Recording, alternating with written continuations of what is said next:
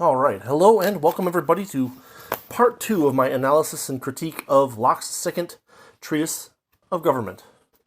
Today we're going to be covering chapters 3 and 4. Chapter 3 is titled Of the State of War, and chapter 4 is Of Slavery.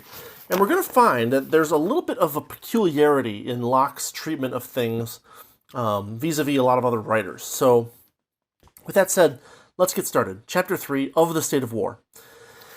To quote Locke on this, the state of war is a state of enmity and destruction, end quote. Basically, the state of war exists whenever one man or group of men settles upon a decision to take another or another group's life or lives, right?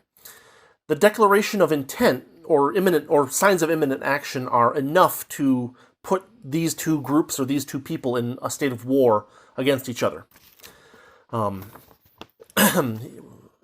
So, obviously, if this one group has decided for let's posit arguendo that this group A has chosen to aggress on group B for no reason, right? Group B being the non-aggressor. Well, we're going to assume that group A is morally repugnant because they're choosing to aggress without justification. But Locke notes that the non-aggressor side must do things like preserve innocence as best as possible. Basically, what Locke says is that the aggressor, or the aggressor side, or the aggressor group, has left the common law of reason and may be treated basically as a predator, a beast of prey, is Locke's actual words. And that certain actions or actions that lead effectively to the subjugation of one group by another also count as entering into a state of war. Attempts to enslave or even to steal serve as a declaration of war because it's not the property that's the problem so much as the power of over the victim that is the problem. Once the robber or the murderer or whatever has the power over another, Locke's statement is that basically he can leverage that to the total destruction of the victim. Regardless of whatever promises he might make, he has said, "You shall be under my will, and therefore, I have declared war against you. And if you defend yourself, you are at least morally justified in doing that. But I'm basically stating that if you defend yourself, I will also probably try to kill you."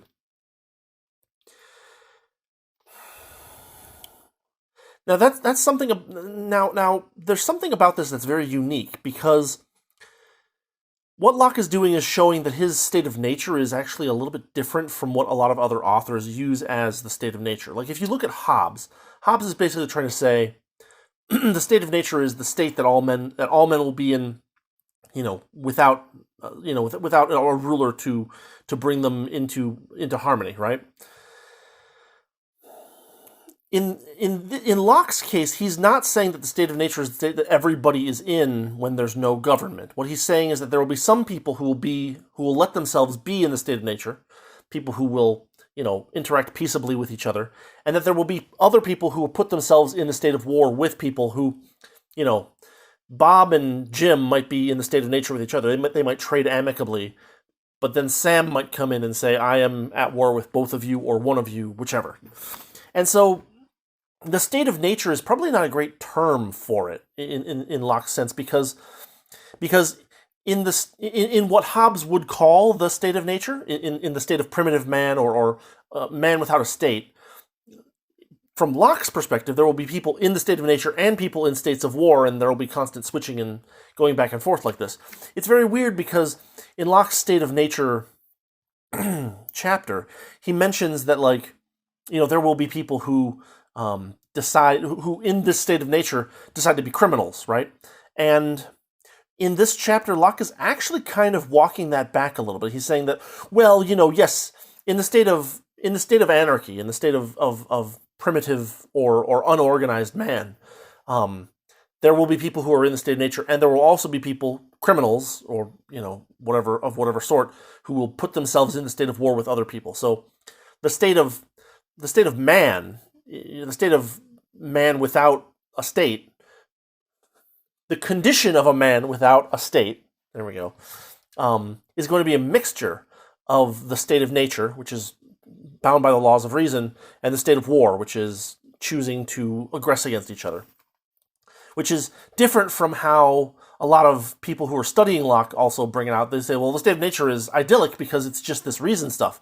But Locke is saying, no. Without a government, people will be a mixture of these two states, war and nature. And, it might very well be that there's a lot of war in this, in this basic state, which is why, Hobbes is kind of right, but also pushes a little bit too far. There will be limited groups of people who, without the force of government above their heads, will also decide to trade amicably. Those people would be the people who are in the state of nature, according to Locke, and everybody else would be in states of war. So Locke is kind of arguing by bizarre definition here a little bit, where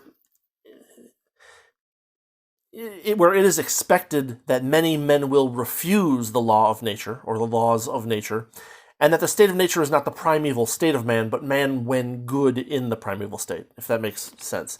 And it is a little funky, right? Like I'm agreeing with people that is a little bit funky, but to compare Hobbes' state of nature to Locke's state of nature is an apples versus oranges comparison, because Hobbes' state of nature includes Locke's state of war, which is kind of the point. The thing about aggressors in society, under a government, is that they don't, and the reason that they put themselves at a state of war with their victims, or with mankind, with society as a whole, is because their actions don't give time for consideration by the proper authorities. Thus, they have exited society, is Locke's argument. It's like a man who defrauds you in a store, who sells you a bag of rocks when you paid for a bag of wheat. It may be possible to go through a system of courts or whatever arbitration system that exists to get that person to be bound to give back your payment because you didn't pay for rocks, you paid for wheat. A robber, on the other hand, a person who gets up and points a gun at you and says, give me your wallet, is not giving you the time to say, well, let's see what a judge thinks about whose wallet this really is. And that's kind of the point that Locke is kind of at pains to make here. That the reason that there's self-defense in society, why you can't extinguish the right to self-defense in society, is because aggressors like robbers, like murderers, etc., don't give the system that exists time to consider their claims. In fact, what they do, to quote Locke again, is, quote, they give you, or they give you, quote, no appeal but to heaven. That is the state of war.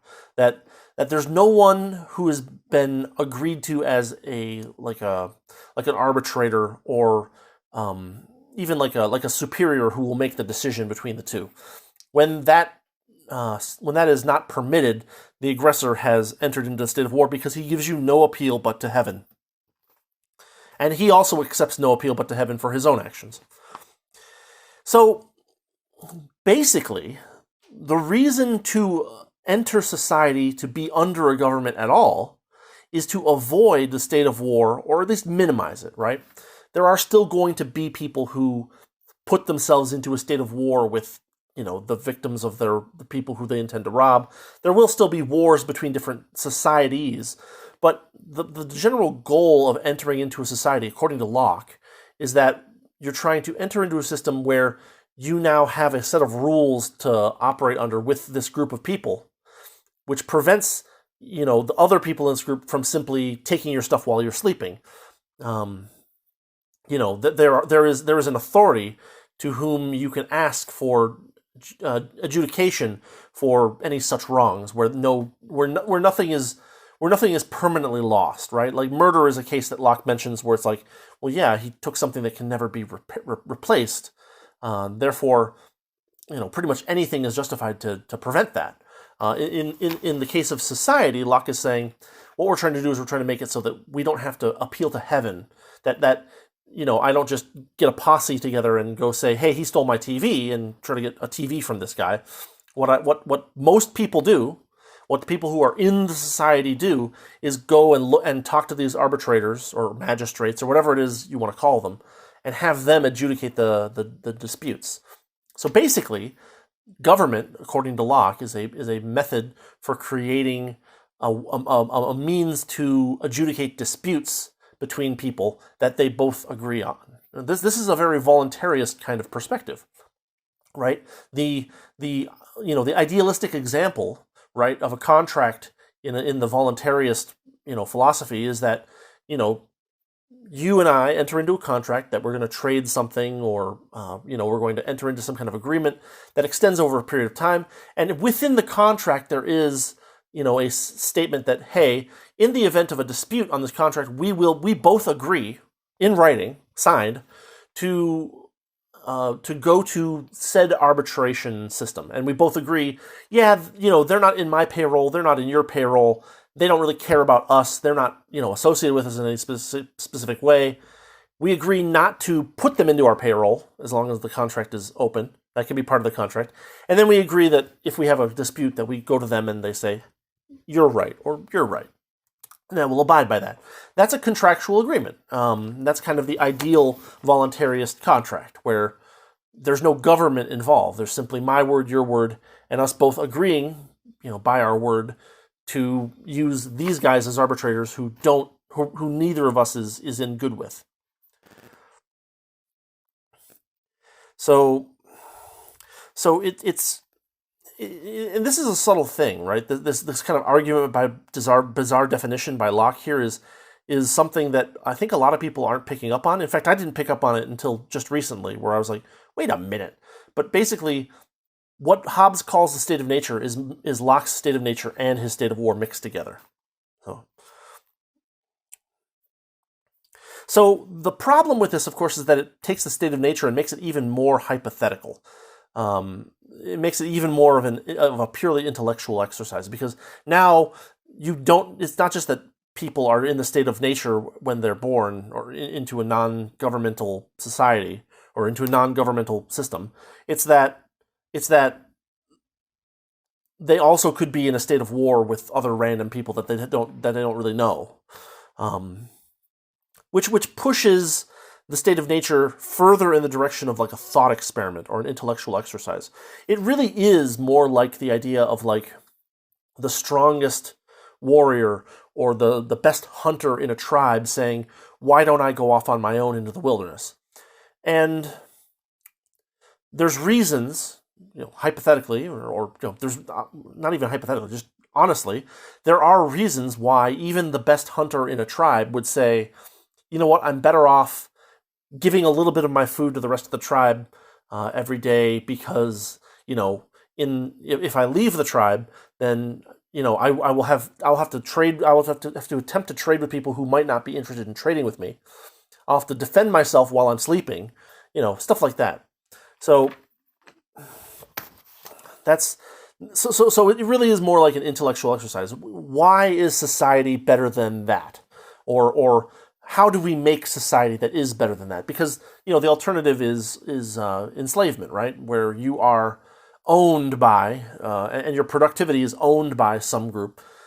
What Locke is trying to aim for here, he's trying to kind of split the between the two. There's a metaphor for it, but basically he's trying to get between these two things, and it's much more of an intellectual exercise than something that a lot of people were in at any given point. So from this, Locke derives a strong support for the right of self-defense and the defense of property even. He says that if a person is trying to take your property, what he's really trying to do is enslave you, and you can't really be, if you submit, then you can't be assured that he won't go further than he says he will. And there's actually a pretty good argument for the defense of property, in the sense that, like, saying that you must simply allow someone to steal whatever it is from you just because it's just property is really just permitting slavery with the timing kind of switched around. And there's reasons why you would do that, right? Slavery is unproductive. And it's unproductive because the people who are slaves know that everything that they make is going to be taken away from them. So they are incentivized to do the bare minimum required to avoid more beatings than they're willing to tolerate, right? That's their trade-off. They're never going to gain anything out of working hard, and so they never work hard. On the other hand, if you live in a system where you generally keep the property that you produce, say you're a woodcutter and you chop down trees that are in the public domain and make them into logs or planks and sell those to people, you're going to be more productive as a free person than as a slave, because you're going to say, hey, if the more I work, the more stuff I get, and the more the more comfortable a life I can live. However, what happens is that people who often are part of states take advantage of that conception of property. They say, well, you're being very productive, and so the reason you're being productive is because we protect your property, therefore give us your property to an arbitrary amount that we decide and you have no recourse over. Well, for small percentages, that's going to be still a lot more productive than slavery, but in the end, as that production, as the amount of your production is taken away by the state for whatever reasons it creates, you're going to be less inclined to work hard. So, what's happening with thievery in general is that it's not just that you're being enslaved, it's that you're being enslaved in such a way that you worked extra hard for the enslaver. This is often a trick that governments use to exploit their people. They say, oh yeah, you can keep this, and then suddenly they change their mind. This is why, for instance, governments will propagandize you into believing that you are free while reserving the power to take everything that you have. This is, of course, another strike against social contract theory. Social contract theory is, by definition, a vague, non-contract version of a contract. It can be changed at any point by one side to decide to take as much from the other side as it wants. Basically, if you have a social contract, as the Rousseauians kind of hypothesize it, you are actually a slave. It's just that you're not quite as bad off because the government that owns you says, yeah, you can keep a certain percentage. And we go back to like Nozick's old argument, and it's like, at one point do you become not a slave? And it's not there. So the other weird corollary here, maybe not weird, but interesting corollary, is that if a government or a state or an organization of any sort claims unlimited power over you, then you have an absolute right to self-defend yourself against that unlimited power, or even that threat of unlimited power. This is a threat of enslavement rather than enslavement, but it still does take you out of the state of society or the state of nature, whichever you happen to be in with regard to the aggressor, and puts you into a state of war. You are perfectly justified to take up arms against any government that claims totalitarian power. And that's the other reason that Locke is working really hard here to try to prove that there can be a government that is limited and not totalitarian and also not perfectly voluntary, right? So he's trying to thread this needle, that's the phrase, and get somewhere where you have affirmatively consented to your rulers in some sense. And your rulers also claim that they are not rulers, but more of agents, where they work to create a situation where you are better off than you are without them, right? Better off than you could conceivably be without them. And that's why, and that freedom, the fact that the government is acting as an agent rather than a ruler would be sufficient to nullify your right to self-defense against those agents, right? If you hire a man to wash your car, right, and he just sits there and doesn't wash your car, well, you say, I'm not going to pay you.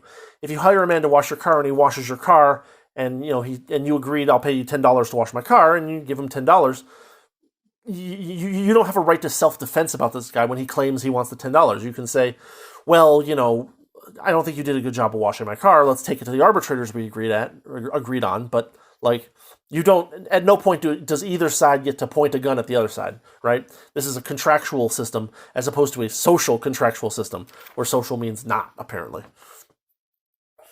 This is why Locke is working really hard, is because he wants to justify some form of government. This is written in the late 1600s, early 1700s, I think late 1600s. And, like now, anarchy then had a pretty bad name, because anarchy involves a lot of people in the state of war, in addition to a few people here and there in the state of nature. That's why Locke is working hard here, because he wants to create a system where the people under the government are not justified in revolt, and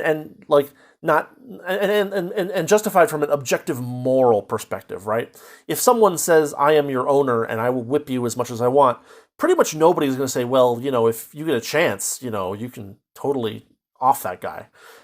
What Locke wants to do is he wants to create a government that actually is better than the alternative, is fueled by your consent and the consent of everybody else in your society, and has strictly limited powers.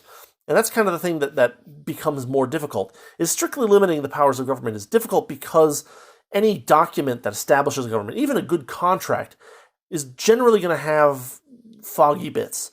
And those foggy bits are a path for a government to gain additional powers that it wasn't originally given. An example would be that you hire someone to do chores, and when you say chores, what you say is, "I want you to do the laundry, do the dishes, make the beds, etc., etc., etc." Do these mundane things, and the other person can say, "Well, you said chores, and I am taking it onto myself to say that redecorating your house in a style that I prefer, or that I think you would prefer, is also a chore," right? So this would be the kind of case where you'd say, "Well, no, I didn't hire you to redecorate my house. I hired you to maintain the decorations as it is, whether you appreciate my interior decorating sense or not." Bookshelves. But again, this could be a situation where you have a contractual agreement. You say, "No, I don't want you to redecorate my house. I want you to put back what you changed. And, we agreed to this arbitrator, and I think the arbitrator is going to side with me because I said chores, and you're making alterations." And, it could be that the case goes the other way too, but you're also accepting that you're going to go with this arbitrator and agree with what he says. That's the point. And, of course, that includes the possibility of things like appeals and stuff like that. That can all be done contractually in a real contract, as opposed to the foggy, nebulous, "The government shall do what is in the public interest," whether it means stealing 100% of your income or, forcing you to row a warship, right? Or throw yourself against a well-defended wall of an enemy country, where they're not your enemies, they're just the state's enemies, right?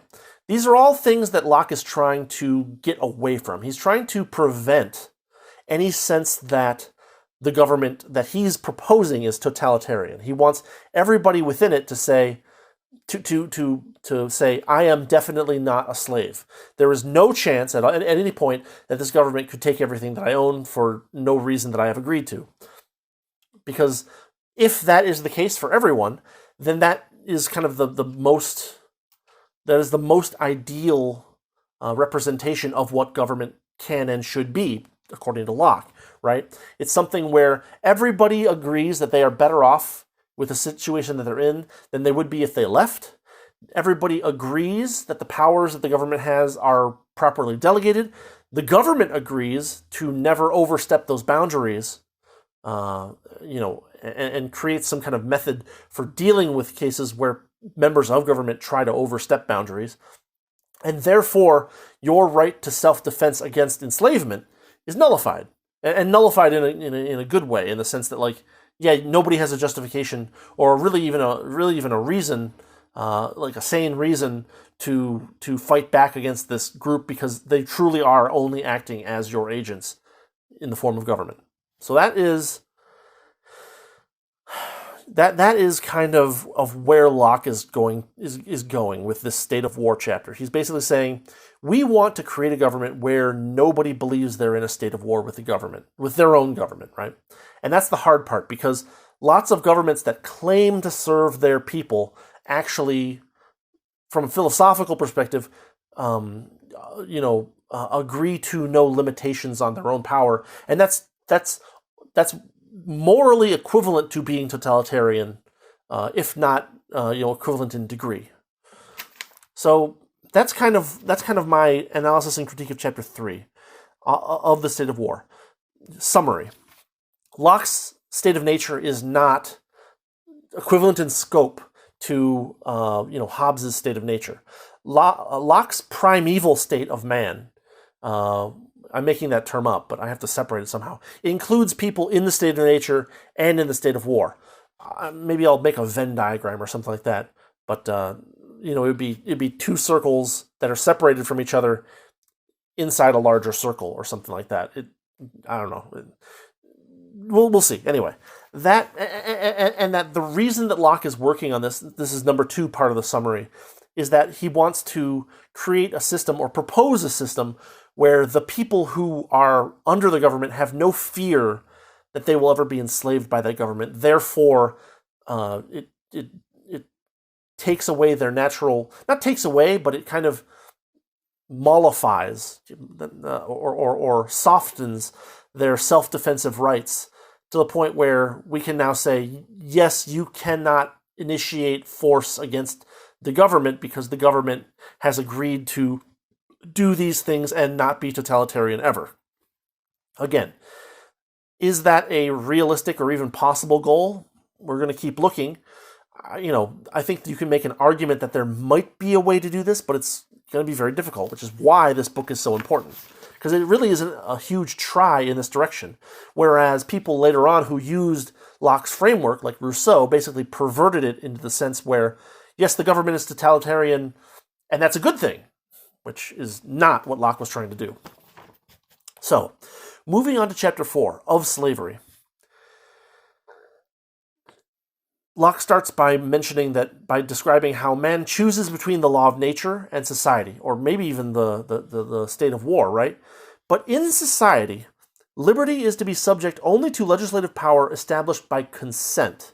And this is where Locke starts talking about consent a little bit more. I've brought it in, I pulled it in a little earlier, but Locke here is saying you only can be ruled to the degree that you consent to be ruled in a proper government that doesn't put you in a state of war with respect to the government. To quote, "A standing rule to live by, common to everyone of that society."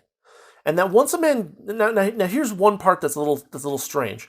Locke basically says that once a man is given that consent, he's bound by it. And this is another aspect that I think is Locke not kind of giving things the proper space. Because one can consent to something over a limited period of time and choose to abolish that consent later on. This is another point where Locke, I think, is making a bit of a mistake, because a government that now agrees to certain limits on its power might later decide to not honor those limitations on its power. Therefore, realistically, the consent that a person has for his state has to be, if not perpetual or continuous, has to at least be renewed every so often. And there could be people for whom they're willing to consent to being ruled by a particular body for 20 years at a time. But again, this is a point where, if things were actually handled in a real contractual sense, there would be a market for this, where there would be, I am security company A. I offer you a contract that lasts for 1 year, and it is renewable for 1 year every year if you feel like it. I am company B. I offer a contract that stays up for 2 years, and it renews every 2 years if you decide so. I am company C. I have a 20-year contract. Does anyone want a 20-year contract? This is a place where the market can actually work if only these things were done contractually as opposed to social contractually, where your consent isn't really ever really polled. So the point Locke is making here that I think is really important is that it's important to avoid inconstant, uncertain, unknown, and arbitrary wills. There's 4 things here, really 3 things, because uncertain and unknown you can kind of lump those together. But inconstant will would be something like, it's okay to jaywalk today, but not tomorrow, right? It's okay to steal, today only, steal all you want. These kinds of, inconstant wills to be ruled by would be necessarily, self-defeating, right? He's basically arguing that being subject to an inconstant will means that since the strength of the will varies over time, at some point that's the strength of that will, or the authority that will claims, could rise to infinity. Therefore, it is a totalitarian system. If not in practice, at least in principle. Uncertain and unknown. Here Locke is basically saying the laws must be something that, if not are known by everyone, or at least in a position where everyone could at least see what they are. The simplest example of this, the most concrete example of this, is, of course, a contract, a black and white, on paper contract. I agree not to blah, blah, blah, blah, blah. You agree to blah, blah, blah, blah, blah. We agree to arbitrate by blah, blah, blah, blah, blah.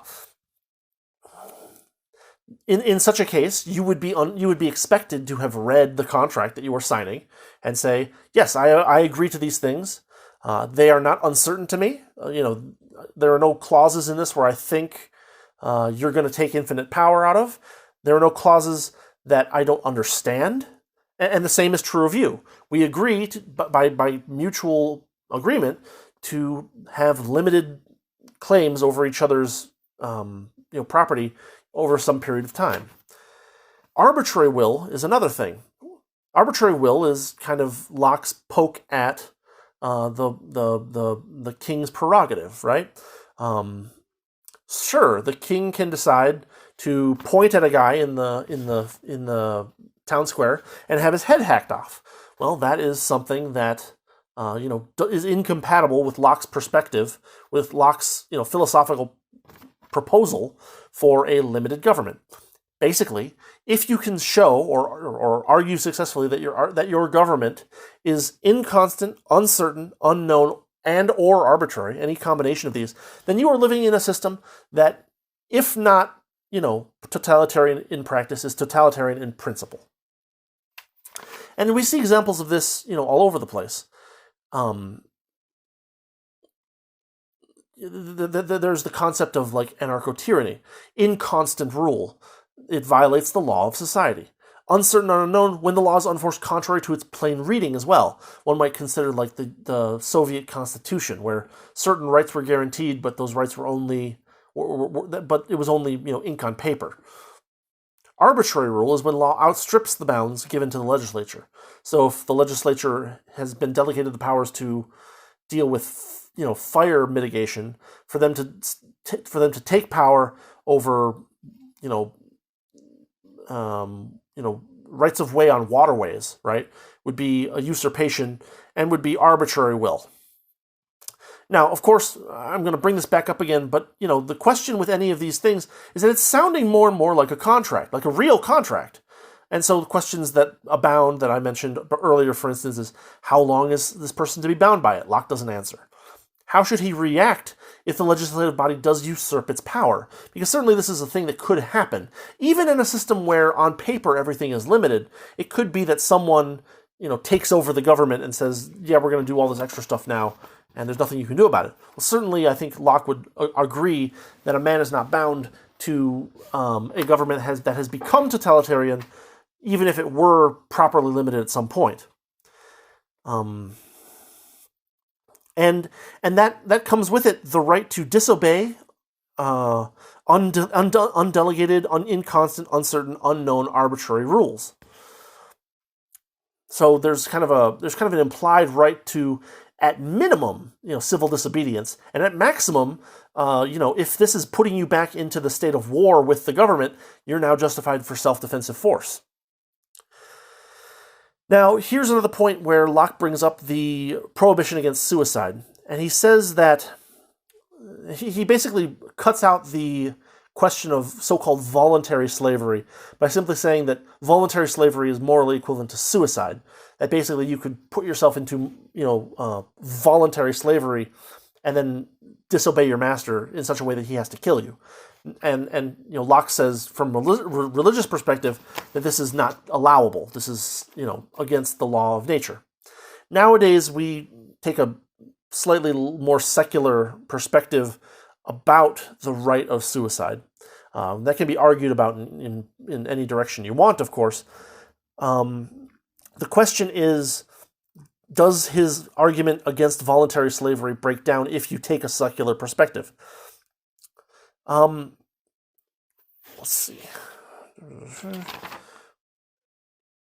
So yeah, that prohibition of suicide is doing some heavy lifting in this chapter.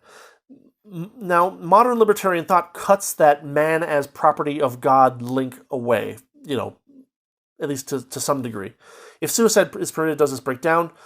It might be that in some kind of society, in some kind of voluntary society, there might be some kind of voluntary form of slavery, or as Locke refers to it, as drudgery. There's kind of, but like from a libertarian perspective, there's interesting arguments on both sides. I'll put a link in the description, but there's a blog post by Stephen Kinsella about he had a long-running dispute with Walter Block about this topic, and I'll link you there. It's an extremely long blog post with a bunch of edits and a bunch of links. It's a gigantic rabbit hole. I'm going to sidestep it for the time being because it's not actually part of Locke, this particular argument. In Locke, suicide is prohibited, therefore voluntary slavery is prohibited. That's a much easier argument, even if you don't necessarily agree with it. But that is what Locke gives us. However, notes Locke, there are acts that justify lethal force, execution, in society, such as murder. And these can allow a man to forfeit his life into service to another. This is where Locke is getting really weird here. If you have gotten into the state of war with someone and you lose the fight, you're the aggressor, you lose the fight, he can kill you. You have already said, I am in a state of war with you, I intend to kill you, I am now at your mercy. He can, according to Locke, he can choose to prolong your life in service of himself. Therefore, Locke is creating a form of slavery that is permitted in his framework, basically. He's saying that if you are the aggressor and you lose in war, then you can be enslaved. And that is what he calls a lawful conqueror and a captive. Slavery is only the state of war continued, basically. And it can be ended by compact. Basically, if a conqueror and captive agree that I will give you a limited subservience, and you will have certain rights from now on, that kind of compact can exist, and then gets rid of the state of war between them. While they were master-servant, they were in a state of war. But once there's a compact that gives the slave his rights back to at least a certain extent, and he agrees to it voluntarily, then that state of war is abolished, and you're now in a state of society. Yeah, he also notes that, so one of the things that Locke mentions is that drudgery is not the same thing as slavery. Drudgery is time limited, and you can't be harmed by your master. Even most slaves can't really be harmed by their master in law back at the time. But it's a complicated section. It's a little bit confusing because he's basically saying that slavery is war continued through a tense peace until an actual compact can be created to end the state of slavery, end the state of war. And that this is the only kind of voluntary slavery that can exist, that a man can't sell himself into slavery. But it seems like this is something where he's just ignoring that the first step in voluntary slavery would be to simply declare war and then surrender, right? You could say, I'm going to kill you, and then as soon as he raises his hand in self-defense, you say, I give up, and now I'm your slave, and then I attack you, and then you kill me. It's very nitpicky and weird. And I'm not sure why Locke argued it this way, because it is a little bit strange. Even if you try to give it the most benefit of the doubt it can, it seems like he's just that prohibition against suicide is doing some really heavy lifting, and it's really hard to tell.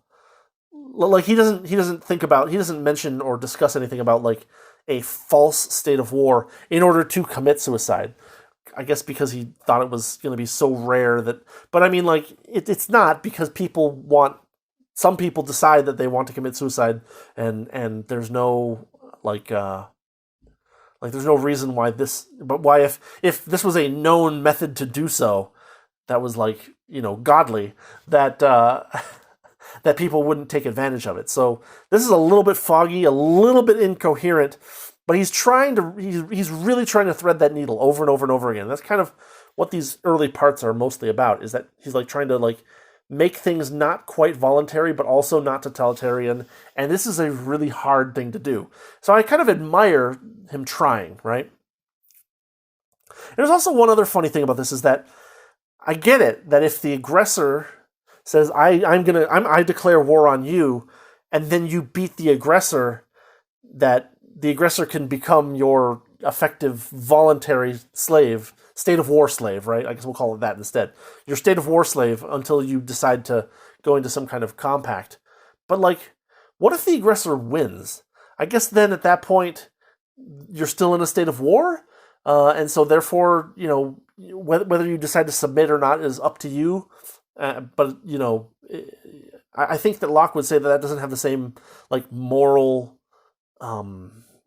status as winning against an aggressor and taking the aggressor into service. These are two different things. Someone attacks you, you hit them back, they cower and say, "All right, I owe you my life. Do with me as you will." Versus you attack someone and they defend themselves a little bit, but you overpower them, and then they cower, and they say, "Okay, do with me as you will." These are two distinct situations because of who was the initial aggressor, and Locke does not get into that in this chapter, so it's a little funky. There's another thing here that I think is interesting.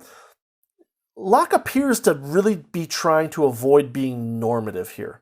He tries to avoid putting even though he's been talking about things in a moral framework, in a law of nature, law of God framework, he really seems to be trying to avoid making these normative statements in this particular chapter. But what happens here, what he's doing here in reality, is it seems like he's establishing what the existence of non-voluntary states are and how they could come to be in a way that is compatible with his with his philosophy. Because if Group A conquers Group B and then gives Group B an agreement that is better than death, that justifies most of the governments in Locke's time. I'm not sure if he was trying to do that or what. It does seem a little slithery to me, and I'm not sure I understand why he's trying to do this. If his goal was to avoid totalitarianism, then then it seems like a kind of a wasted effort to try to justify some forms of, if not totalitarianism, near totalitarianism. So what's going on here? I guess what he's trying to do is he's trying to show that if a conqueror decided to create a Lockean state, that from the point that that the subjects, the victims, agreed to be a part of the Lockean state that the former aggressor is offering to them, that they then lose their claim to self-defense against him. Basically, some kind of thing that could justify a mob boss kind of thing happening. Hey, I will destroy you, but if I don't, and you agree to it, then we're now in society, and you have no self-defense right against me, even though I've committed a variety of atrocities against you. It's a very weird position for Locke to put himself in. I'm not sure why he does it. It's also worth noting that we can extend this. Let's assume that there are plenty of different states. As all rulers are in the state of nature with respect to each other, as he mentioned in the State of Nature chapter 2, rulers of good states can judge the rulers of bad states. They're in the state of nature with each other, therefore they can make moral judgments about who's a thief, who's a murderer, who's a whatever. This means that if they want, or if they believe it's feasible to free an oppressed people, that they could do so as long as the state that they're up against is a bad state. if that makes sense. What Locke is trying to do is he's trying to make it so that two Lockean states can't go to war with each other to free each other, or free one of them. But if there is a totalitarian state, and there is a, we're going to say, charitable Lockean state, that charitable Lockean state could, in good conscience, conquer the totalitarian state with the intention of freeing its people. Again, this is one of those things where I feel like this argument isn't necessary, because if a group is going to try to conquer another group, and create large amounts of, large amounts of murder of people that weren't trying to murder you before you started to murder them, it's not really going to matter that much whether your intentions are to free a people or not. I don't know. It's a little weird. It's also worth noting that, according to Locke, it can't be that military service is suicide or slavery. I think the point is that a good general, isn't trying to get his men killed. Getting his men killed is an unfortunate consequence of the other people that are attacking them. It's kind of one of those weird responsibility juggling things that I'm not too sure about, but that's kind of the impression that I'm getting. The point of critique I want to add to here is that Locke is still kind of assuming that we've got this kind of monolithic government, this monolithic state that does a bunch of these different services. And I think it's worth noting that all the dangerous incentives of being part of a state, right? The ability to tax, the ability to conscript, the ability to imprison, the ability to decide winners and losers, all of these things, the ability to read broadly the powers in a contract, the ability to arbitrate what these contracts mean. All of these dangerous incentives are lessened by a smaller government, by freer government, by less horizontally, less vertically integrated government, less centralization, basically. And so the thing that I'm noticing here is that everything Locke says that makes his government more voluntary than a totalitarian government is simply a step on the path toward truly voluntary government, in the sense that everything is contractual, everything is privatized. And so as I'm going through this and thinking about it, what we're going to need to try to understand, or try to nail down as we go on, is where the incentives for Locke's system don't break down into pure anarchism, right? That's where we want to find the differences. Because because clearly Locke is not arguing in favor of, I think, any definition of anarchy. I think we're going to find that he does have some points where he differs from a full-throated definition of consent for consent of the government, or consent of the governed.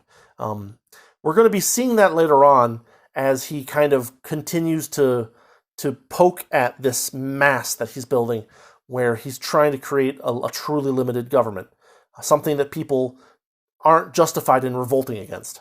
And that's what we're going to be trying to really nail down in future parts. Is we're going to trying to figure out where Locke's where the incentives, or where the elements that Locke is about is describing to us don't reduce to anarchism. And we'll find things, don't worry. And whether you agree with them or not is up to you. But I'm going to be here to look at them, poke at them, pull them apart a little bit, and see where it differs. That's kind of my goal here. So I think we'll cut it here. The next section is of property, chapter 5. And it's a bit of a chonker, Yeah, so we're probably just going to be doing chapter 5 next time. At the end of the last part, I said I don't know if we'll be doing chapters 3, 4, 5 this time, or just 3 and 4.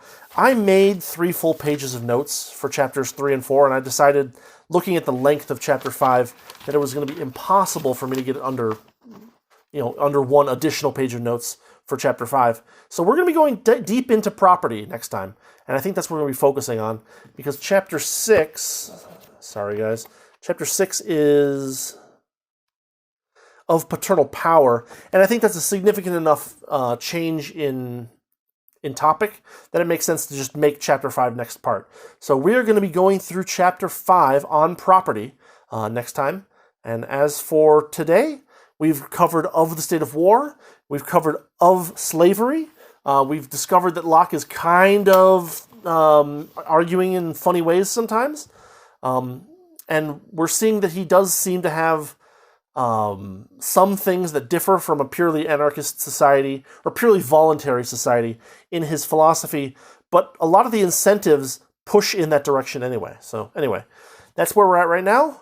I hope you enjoyed this. I hope you found it a little bit interesting. Again, this book, I bought a paper copy so that I would have something to like sit here and take notes on.